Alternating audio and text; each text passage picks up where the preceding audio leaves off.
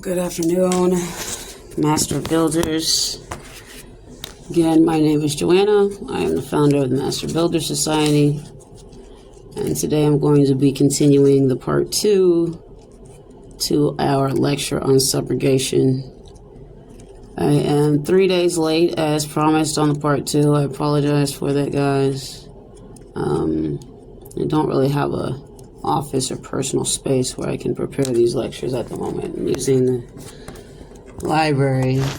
This little study pod they have gets booked up pretty fast. Started to learn I gotta book it ahead of time. They actually let you do it 2 weeks ahead of time, so hopefully we won't have this problem anymore. Anyway, let's move past the excuses. So today I said I was going to discuss subrogation as it pertains to debt discharge, mortgages, car payments, stuff like that. Okay? So what I want you guys to understand is this is all the same process. It's all the same process. It doesn't matter if you're dealing with a mortgage, a traffic ticket, a court case, a car note. It's all the same process. Okay? There's a bond involved. It's just all a money game, y'all. There's a bond involved. You got to do something with it. This is a game of financial hot potato. You got to pass the buck and put the obligation on the next guy. Okay? So, say you have the car note you need to get paid off, right? Am I still recording? Yep, okay. Recording on my phone. My screen just logged. I just want to make sure it was still recording. So, car note, right? So when you signed up to buy that car, you signed the loan agreement. You signed a promissory note. Okay, what I want you guys to understand is that all these contracts, they're all financial instruments. It doesn't really matter what they call it. If there's a monetary performance involved, it's a financial instrument. Doesn't matter if it's a security agreement, a licensing agreement, what else can I think of? An employment agreement, blah, blah, blah, blah, blah. Okay, all these contracts, the second there's a dollar amount attached to it, it's a promissory note. Period. It doesn't matter what the heading is called. Okay, so this is all just commercial paper, commercial contracts. This is commerce. You're going to handle each one of these situations essentially for the basics. There are going to be some little, things here and there that are slightly different depending on whether or not we're dealing with a car note, a mortgage, a court case.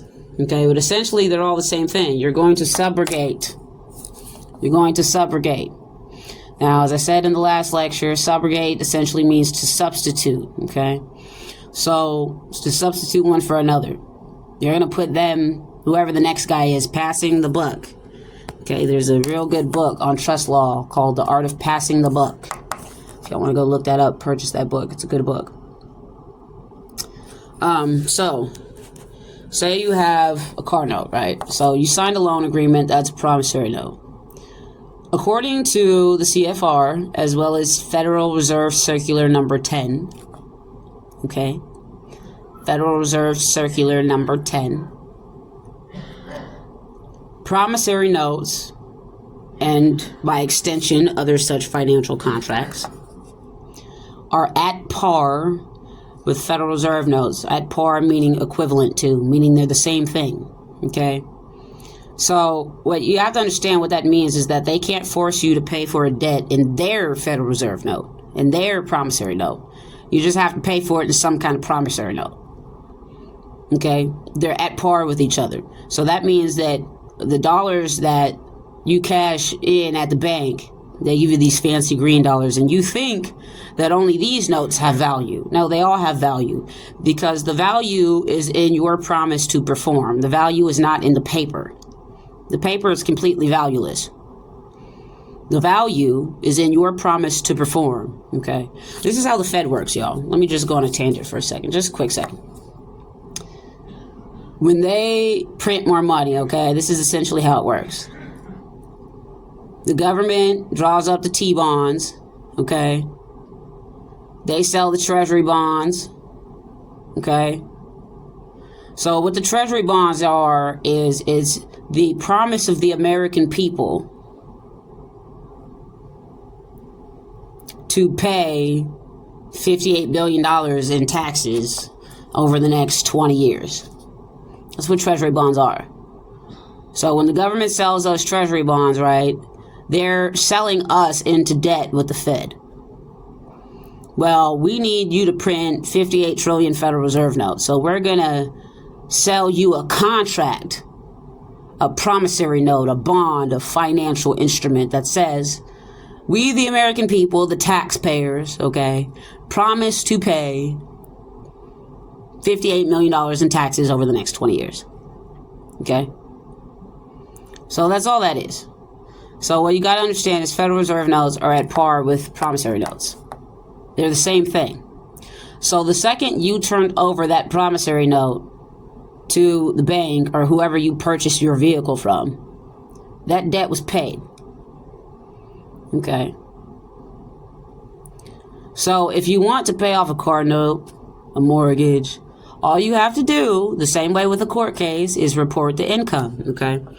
Let me explain to you what the difference is between commerce and a pledge. Okay. A pledge, this is what you're doing. You're giving up your promissory notes for free.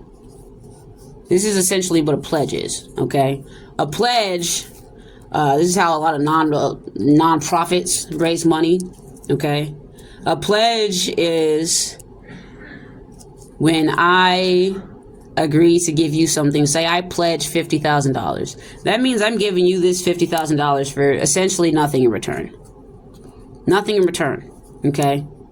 A loan agreement or some type of security agreement or transaction would include I get something, I give you something, and I get something in return, right? A pledge is when I'm just being nice and just giving you this for free just because I feel like it, because I'm just a kind-hearted, warm and fuzzy person. Okay, that's what a pledge is. And that's what you're doing when you give these people your promissory notes and you don't report the income. You're pledging.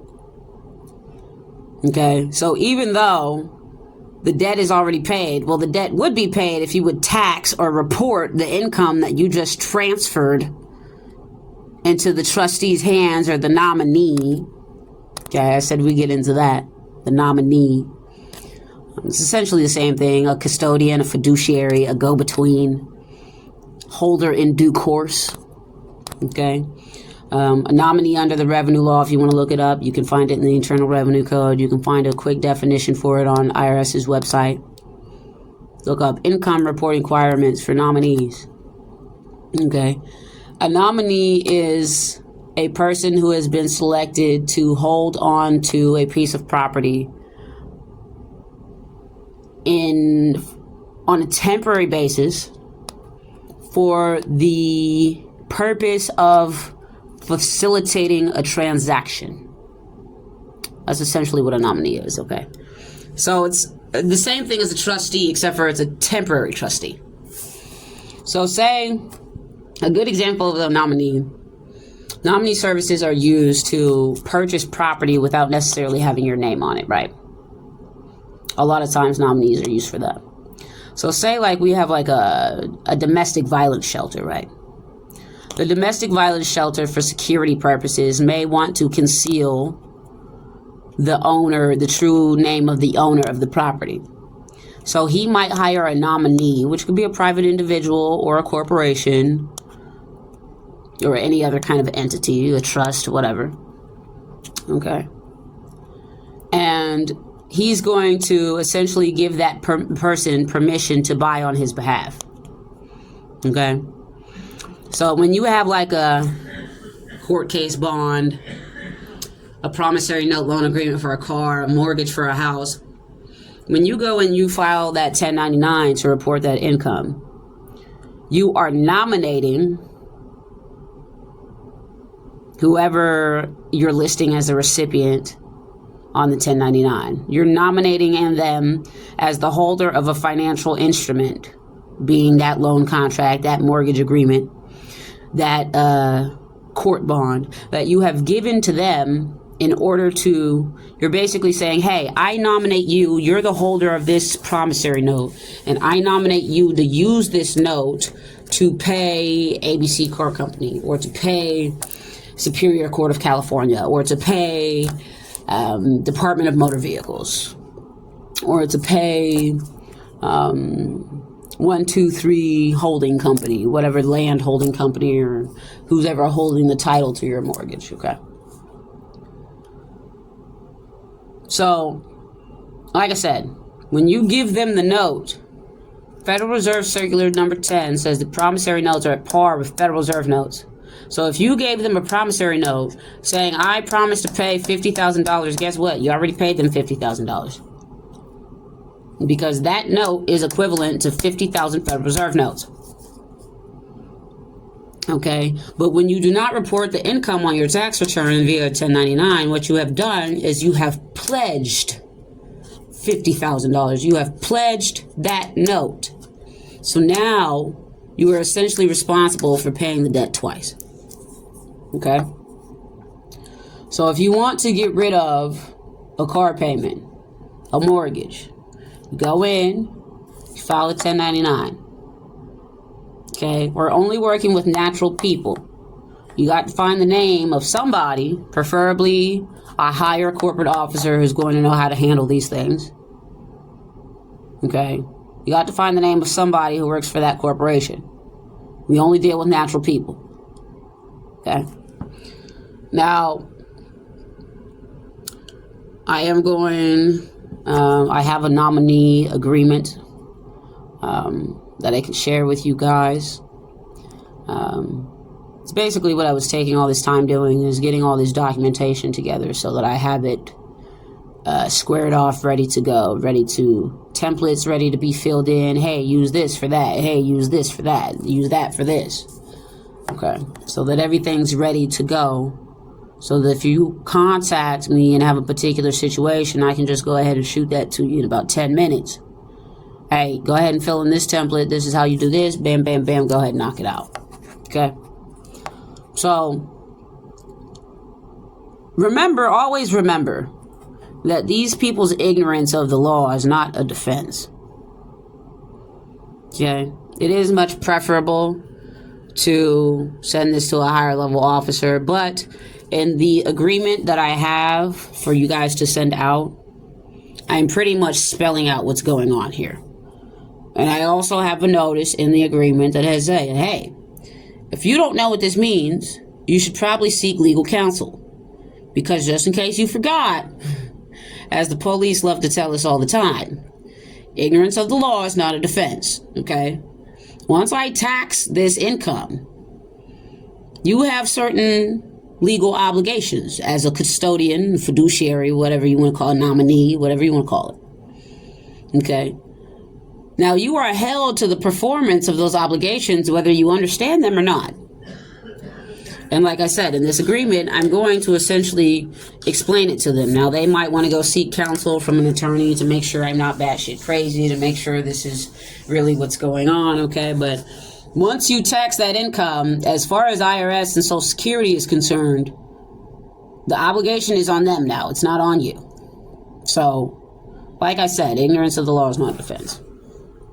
Okay, so you have a promissory note, loan agreement with, let's say, I don't know, Carvana. Okay, let's say you sign a promissory note for 30 grand. Let's say you owe 10 grand left on your car, right? So you go in, you fill a 1099. You are the lender. They are the borrower. Okay.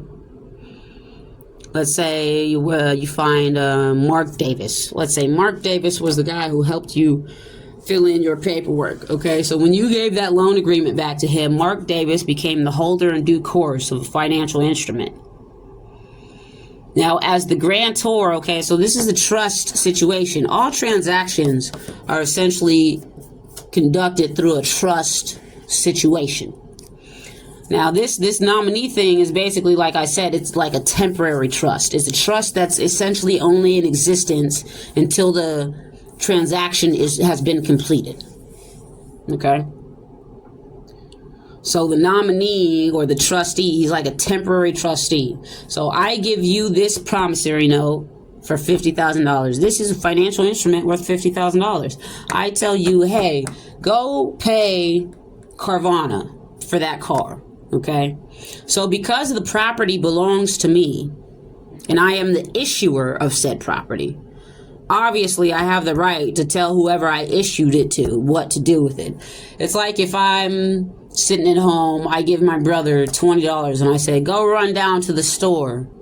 Okay, he becomes my fiduciary, my trustee, my nominee. Go run down to the store and get us a bag of chips and 2 sodas. Okay, so I give him the $20. Now he's in a nominee position. Okay, now if I report to IRS, hey, I just gave my brother $20. Okay, now I'm no longer on the hook for that $20. My brother is. Okay, so you guys, what we're doing is we're not reporting the fact that we've created income and we've given it away. Okay, and we're giving away our credit for free. Okay, so I reported on the 1099. I say, hey, just to let you know, IRS, I just gave my brother $20 and told him to go run down the street to the store. Okay, so now in the system, my brother is now the holder in due course. He's the fiduciary, the registered quote-unquote owner of that $20.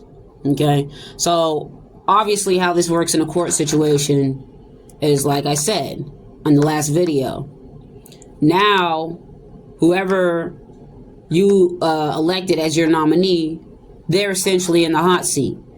They've now become the debtor.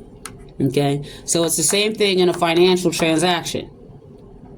So once I report that I gave away a promissory note with IRS, I do that 1099, and I said his name was Mark Davis, right? And I say, okay, I gave Mark Davis $50,000 for this 2010 Honda Civic.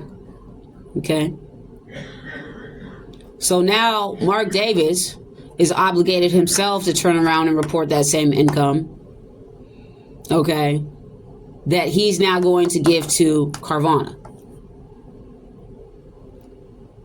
Okay?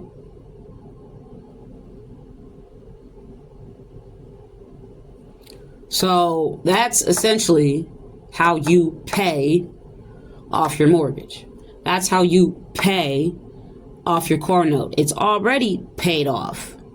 Kind of, sort of. But like I said, you didn't report the income, so they assumed that this was a pledge, a gift.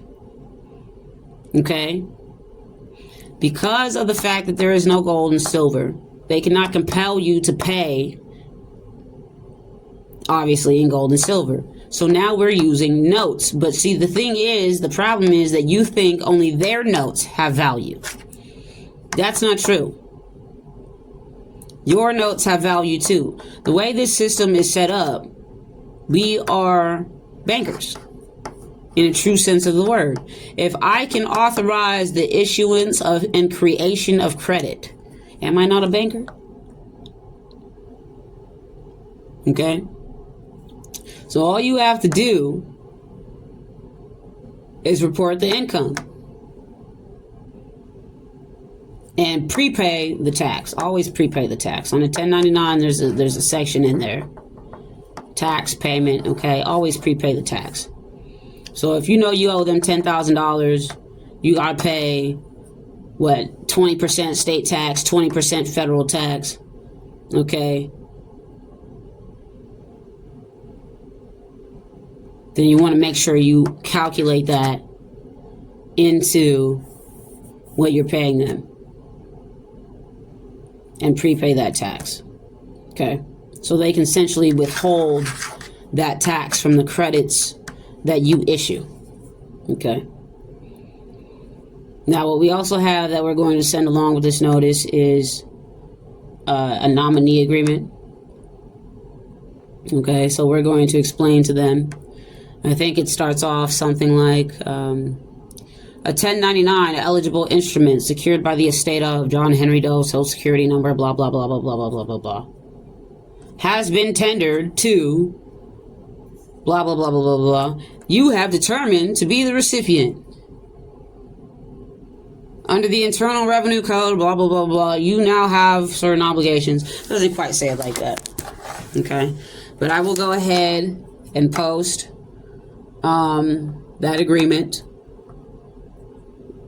right after I post this video, so you guys can look at it. I want to, at some point here, we're going to have to move into visuals, because I got to show you guys these things.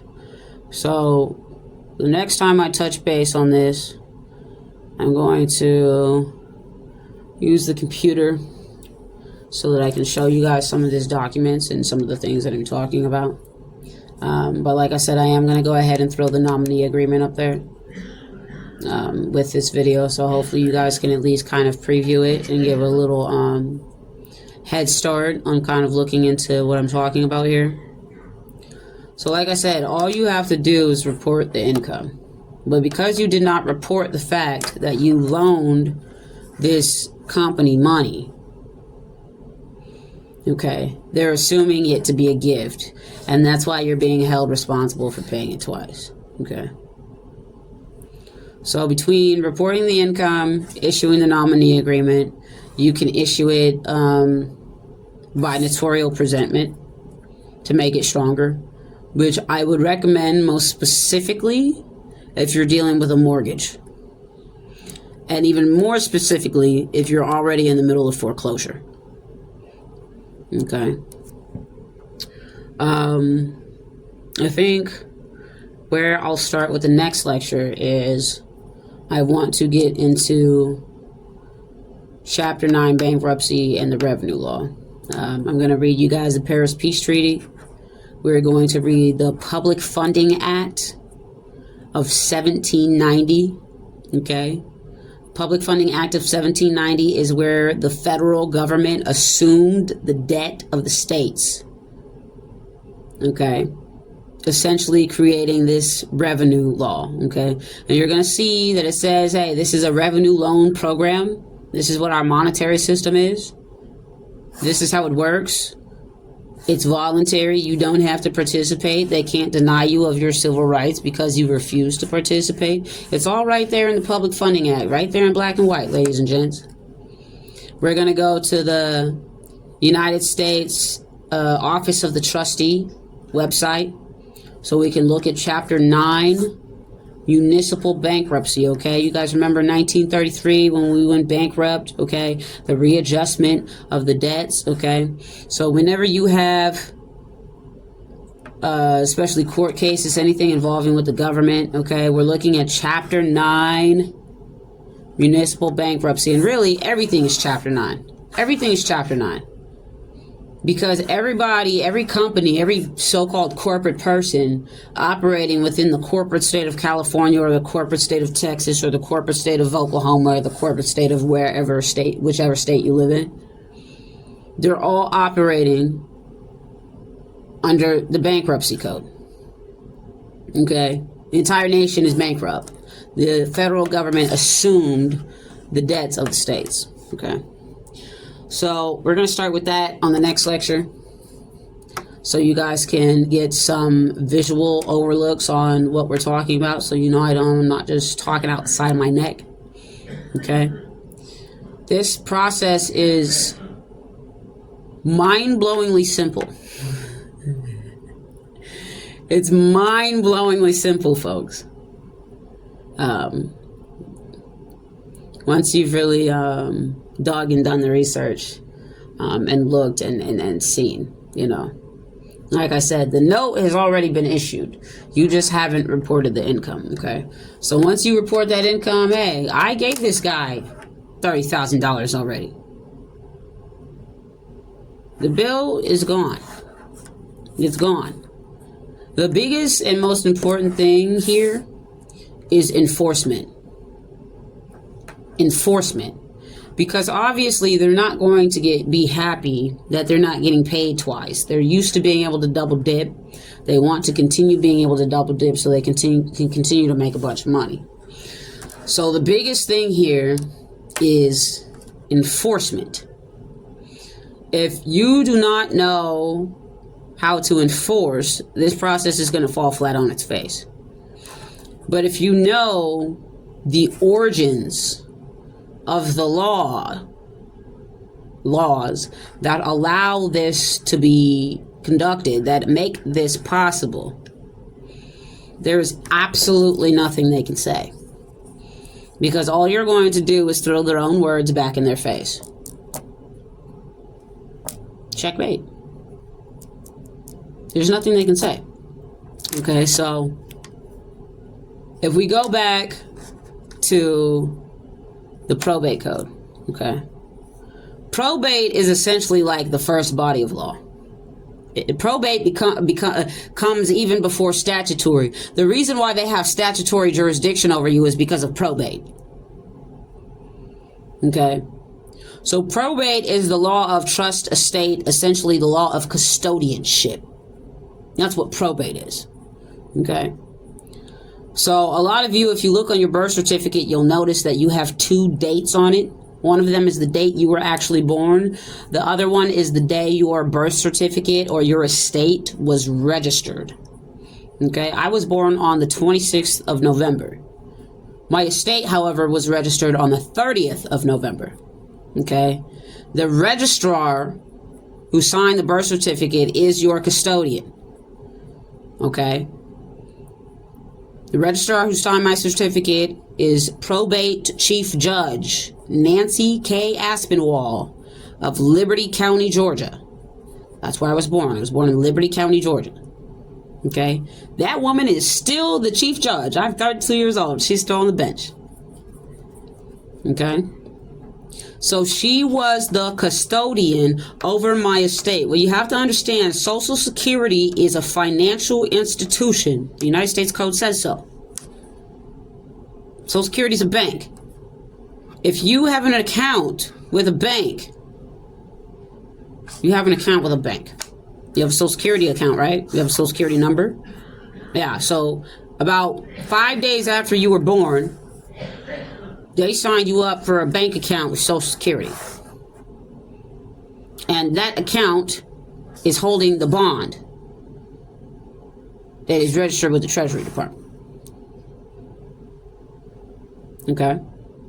Now, minors cannot own commercial property. We're going to look into the Uniform Transfers to Minors Act, UTMA, Uniform Transfers to Minors Act. Your birth certificate is proof of ownership of financial property. Your Social Security card is proof of ownership of financial property. Minors are not allowed to own commercial property. So you have to have a custodian. The registrar who signed your birth certificate is the custodian. Every county has a probate court. Okay? The probate court is the custodian. So essentially, probate is the first body of law. Or I guess you could say constitutional, probate, statutory. Does that make sense to put in that order? Constitutional, probate, statutory. It does in my mind. Constitutional meaning, natural human rights. And then custodianship, which obviously creates the statutory authority. Okay. So, now under the Uniform Transfers to Minors Act, or under the Probate Code, the Uniform Probate Code, okay, Uniform Transfers to Minors Act is one of the many acts under the Probate Code. Okay. Commercial property is to be released into the custody of the minor or returned to the minor's estate should the minor pass away. Okay. When the minor attains the age of majority. So when you become 18 or 21, depending on which state you live in, look up the age of majority in your state. The state of California, the age of majority is 18. But like I said, I was born in Georgia. The state of Georgia, the age of majority is 21. Now, just a quick note on that. We're looking at the age of majority in the state you were born in. I mean, in the state you currently reside in. Okay, so even though I'm from Georgia and their age majority is 21, I was able to regain custody over my estate at 18 because when I turned 18, I was a citizen of the state of California. And now we're looking at California law. So in case anybody was wondering about that, that's how that goes. Now, if I were to go back to Georgia, I'd still be a minor. That's crazy, right? But that's how it works. Okay.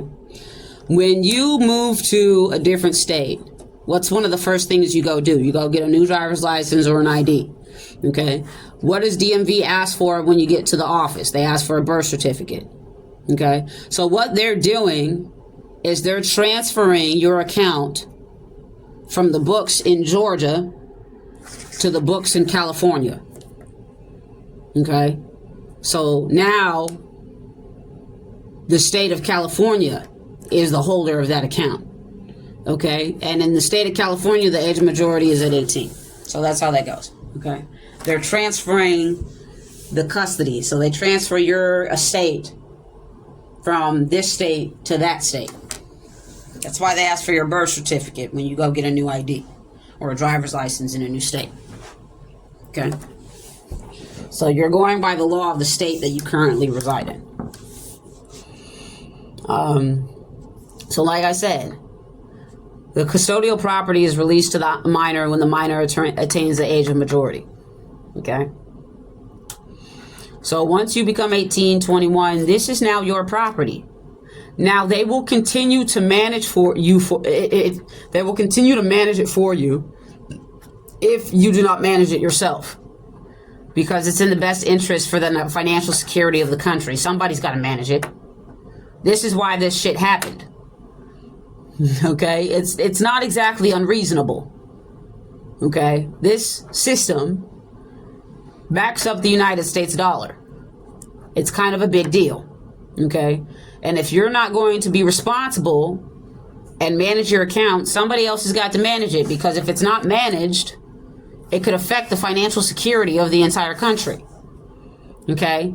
This is why they have these laws in place that allow them to assume custody over your estate. It's truly to protect the financial security of the country. Now, in any system you have, it doesn't matter what kind of system you have or what kind of rules you have, someone can always break the rules. There is no such thing as a government that does not have corruption. That will never happen.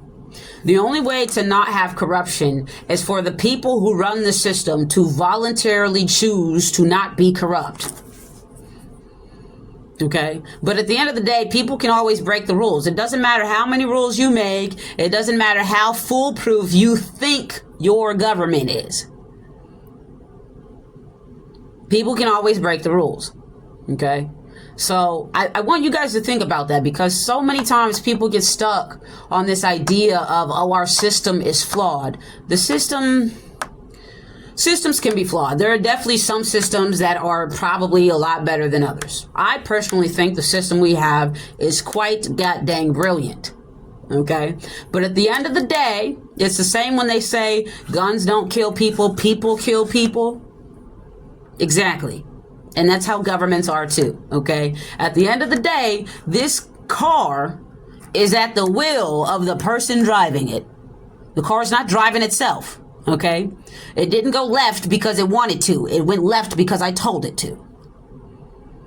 So I want y'all to think about that, okay? We as humans are never going to get to a place where we have peace until we collectively understand that we are a collective. We are connected to each other whether we like it or not. There's nothing we can do about it. We're not the creator of the universe. We don't get to change these things. And until we understand as humans that we are part of a collective, and that if I decide to make bad decisions, my bad decisions will affect you and your bad decisions will affect me, and there is absolutely no way around that. And until we decide to just stop being jackasses and practice equity and fairness and stop ripping off our fellow man and woman, there will always, always, always be corruption. There is nothing new under the sun. It doesn't matter if the administration is Democratic or Republican. It doesn't matter if this is a constitutional republic, a democratic republic, a socialist republic. It doesn't matter. It doesn't matter.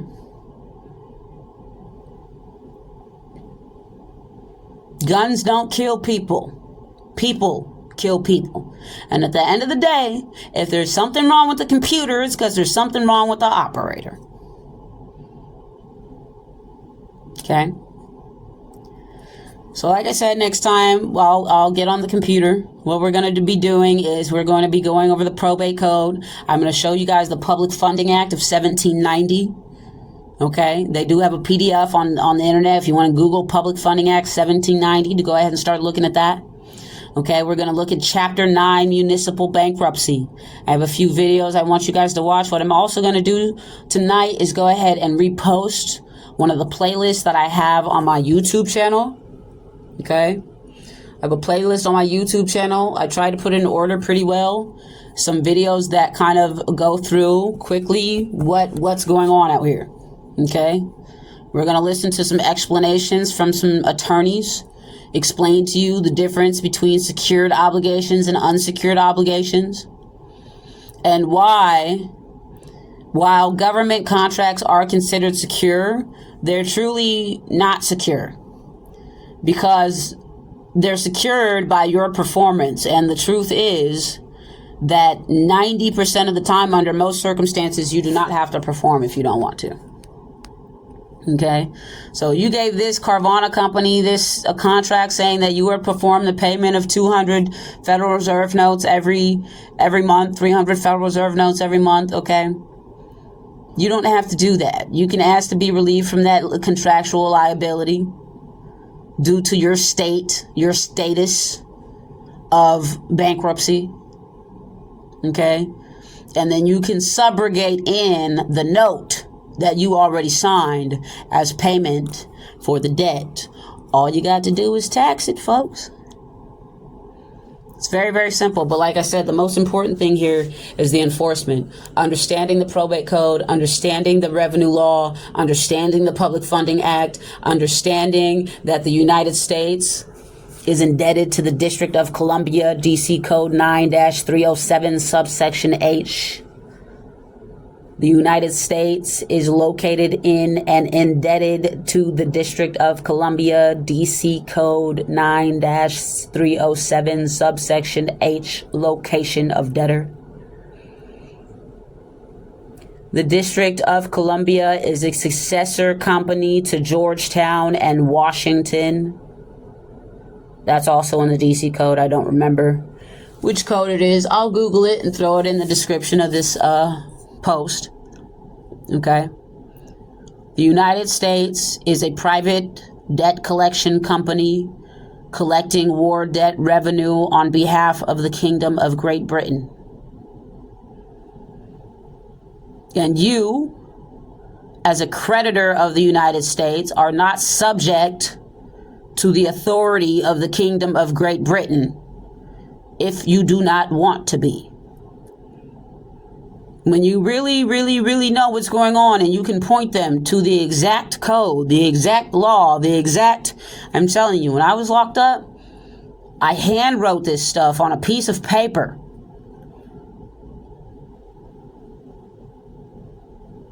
I sent it in a regular envelope with a regular stamp to the regular courthouse. And you would have thought Johnny Cochran was my attorney. Because when you throw their own code back at them, there's nothing they can say. The jig is up. You know the game. And for as long as involuntary servitude is still illegal in this country, there is nothing they can do. The judge was not happy. He was not happy. Who is this nobody of a chick who knows all this? And who am I as a judge in the United States to obey the authority of this so-called random poor chick from God knows where? Okay? But he didn't have any choice. Because I called half the damn government making a stink about it.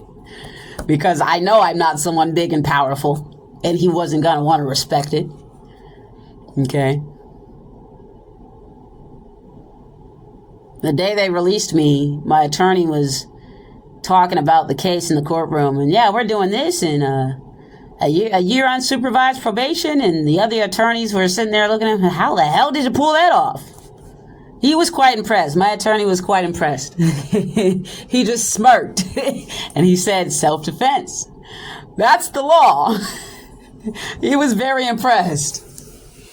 But what's crazy about these folks, right, is, you know, when I first got in there, the first meeting I had with him, man, I was nervous. I'd never really done this before.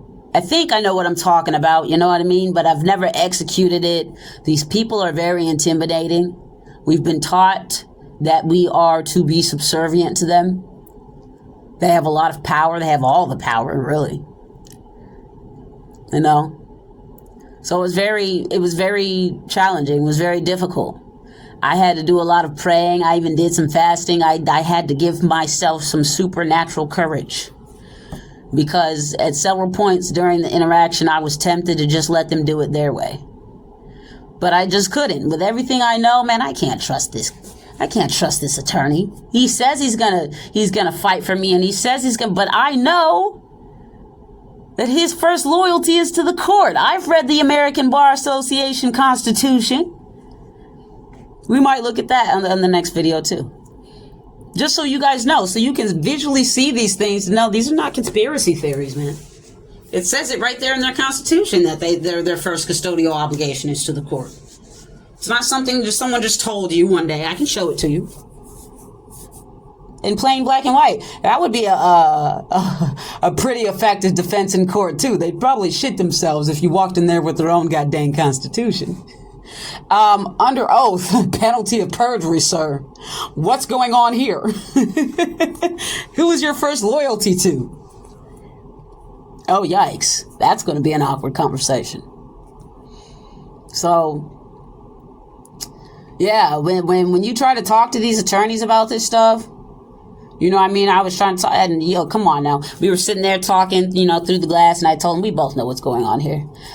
These people are poker-faced. I mean, the psychological training that they got to put these attorneys and these cops through is like, it's crazy, bro. You can press him like a coffee bean being pressed by a coffee machine. He won't break. He won't budge. They have been trained to deny. They have no idea what you're talking about. I have no idea what you're talking about. But the second I sent in that letter, he was smirking. Talking about that's the law. You know exactly what I'm talking about. But he ain't never gonna admit it. It's the craziest thing. I mean, the way these people can deny it is there is no amount of pressure you can throw at them. I ain't gonna lie. I remember at one point I was in the courthouse. I was quoting the law back to the judge. The judge definitely had a point. He wasn't as poker faced as my attorney was. He definitely had a point where he looked at me like, how the hell do you know this? But my attorney, man, he was a stone cold killer. Man, he was stone cold, man. That boy was bad, man.